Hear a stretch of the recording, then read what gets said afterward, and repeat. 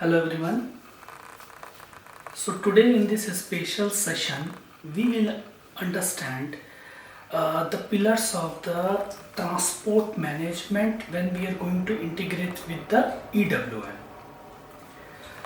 So when we talk about the TM and EWM integration, so both are the different servers.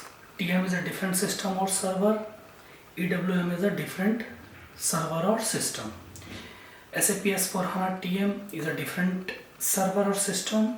SAP S/4HANA EWM different server or system. But our main requirement, we need to integrate both the system or server together to exchange the data. So as we know, system uses the XML file, okay, to communicate with the each another system. In most of the cases, system generates the XML file because XML file, it's platform independent, it's lightweight, and XML file supports most of the platforms, okay, and it's an highly encrypted and secure. But when we can see the code in the XML file, but property it's secure, very secure. So in this session, I hope you can see the board. Okay, so today we will see the pillars of the freight units. Very simple. Before, in some sessions, we understood the pillars of the transport management. Okay, so I will come from the very basic, very simple process. Suppose we have the transport unit, we want to create, we can create our custom truck, vehicle or transport unit, means vehicle. How we create? We can create through the specific transaction code //SCWM/TU. If we have the transport unit, for an example, in our system, in our business, so we can process it to the deliveries. Okay, suppose our business is located, our warehouse business or building located inside the yard boundary. We have the yard management also integrated, yard management with EWM already integrated. In that situation, we use one of the specific transaction code. I will tell you why and what is the transaction code. T code is the //SCWM/CICO. Because what is a CICO? Because when we talk about the yard we have different gates, right? We have the inbound side gate, security gate. If you go any like yard or big warehouse boundary premises, or either if you will go to any big shopping mall, they have surrounded the boundary. Before entering to the boundary, we have the security person. Okay. In that same situation, when you are going to enter inside the yard, we have the security gate. Okay, security area. Check inside. Even when the truck or TU is going to leave the yard, we have the security checkout gates. Checkout point we call this is. So we have the specific T supports. We created one custom TU //SCWM/TU transportable unit. We link that transportable unit to the check-in gate, checkout gate to the yard boundary. So SAP system says, if you have the custom TU or if you have the TU, you must link that TU to the yard inbound side gate or outbound side gates. Okay, because when we link, then system will understand, okay, this specific particular truck or TU is going to move, okay, inside the yard premises. Either we have the inbound delivery or either we have the outbound delivery process. This is a very simple process. We can create the transportable unit. We can process it automatically, manually, or through the background jobs. Okay, we can process it through the custom reports. which I develop. So we can process it also. System will trigger the process. So when we come to this is a normal TU, transport normal unit management, very simple.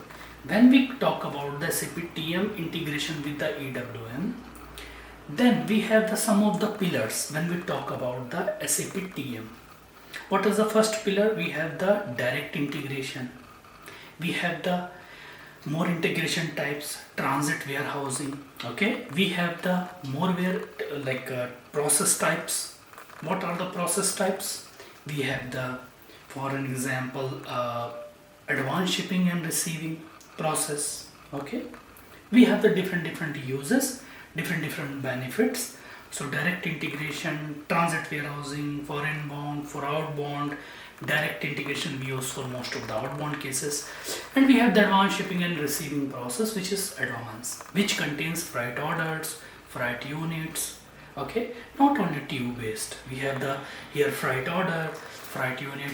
Now you will ask, what is a freight order? It's simple, it's an order, outbound delivery order or inbound delivery. Similar in the EWM we have, in the TM we have the same concept, but names are different.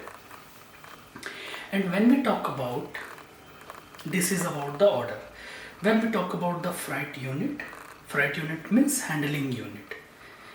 In TM side we call handling unit or freight unit. In the EWM side we call handling unit. Both are same. So when you work with the TM EWM integration, okay, either you receive the product, we have the inbound delivery process, okay, or we have the outbound delivery process. So if you have an outbound delivery process, for an example, what we do, we send the handling unit or material in the form of freight unit. Freight unit contains the product to the customers. Okay, we sell to the customer, we create the sales order through the outbound delivery.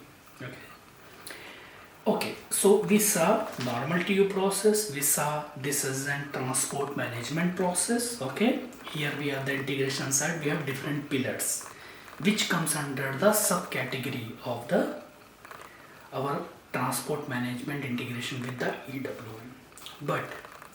But when we talk about specific freight unit, so or handling unit, so freight unit also contains some kind of basic pillars.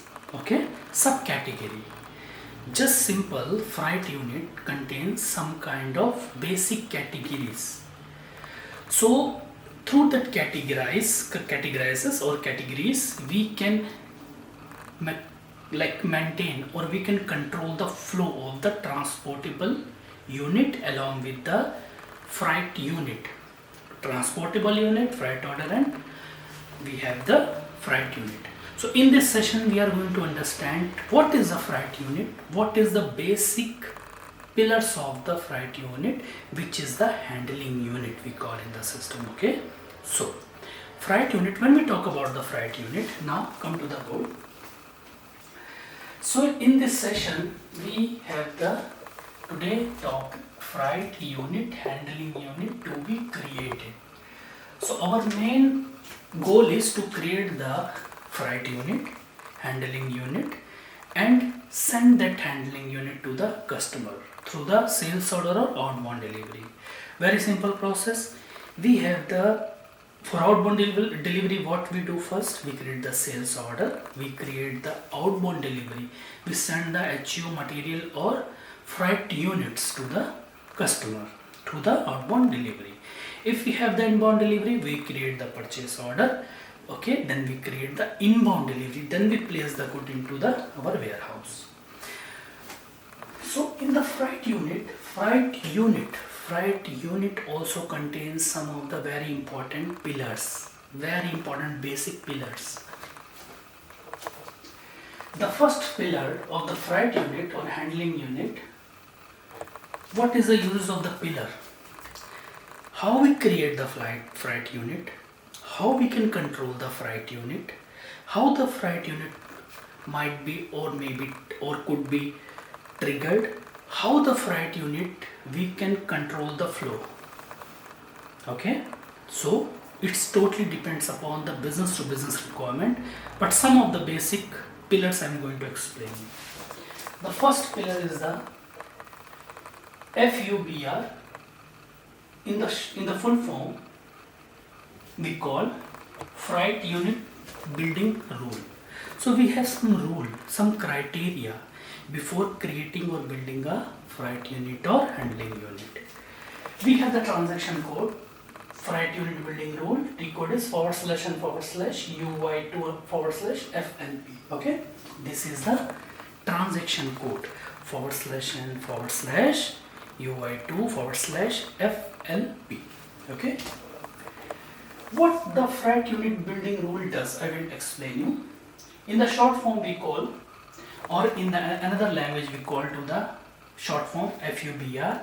Freight unit building rule controls the flow of the freight unit, or how the freight unit or the handling unit, in the EWM side we call handling unit, TM side we call freight unit, to be created, to be constructed. Okay, we call in the short form unified package building. Okay, engine. Like we have the wave engine, right, which triggers the wave process. Here we have the unified package building, okay, engine. So it controls the flow. Like in the EWM we have warehouse order creation rule. It triggers the warehouse orders, particular specific orders, right? In the short form we call WOCR in EWM side. Same property we have here, we call FUBR, or Unified Package Building Engine, Freight Unit Building Rule. Okay, what is a freight unit building rules? So freight unit building rules controls the process, how the handling unit or the in the TM side, because planning we send the instructions from the TM side to EWM, then data travels through the XML file. Okay, means both the system communicate. Here you can see TM EWM system. The another pillar we have the freight unit type. So very simple, when you are going to construct the freight unit, okay, freight unit, two friends which are freight unit building rule and freight unit type, both helps to the system to create the freight unit. Okay, so when the system is going to create the freight unit or handling unit, okay, system takes the help from the freight unit building rule. Okay, in the another language we call unified package builder rule or building rule, and also system takes the help from the very simple freight unit type. Okay, then one freight unit or HU or the HU will be constructed. Okay, we have seen this is a simple process. Okay, freight unit type, freight unit building rule helps to system to create or construct or build a specific particular what freight unit, which is the handling unit. Now we come to the control keys. Control keys are the heart of the transport management when we are going to integrate with the EWM, or transport management has heart, which is the control keys, which controls the flow. So freight unit building rule gives the instructions to control keys. We have the different control key. Through control key we control the process flows, we control the in which process we are going to build the freight unit or handling unit in TM side. It's an inbound delivery process, or it's an outbound delivery process, or it's a single process inbound delivery. Suppose if you are going to create the inbound delivery, the freight unit would be created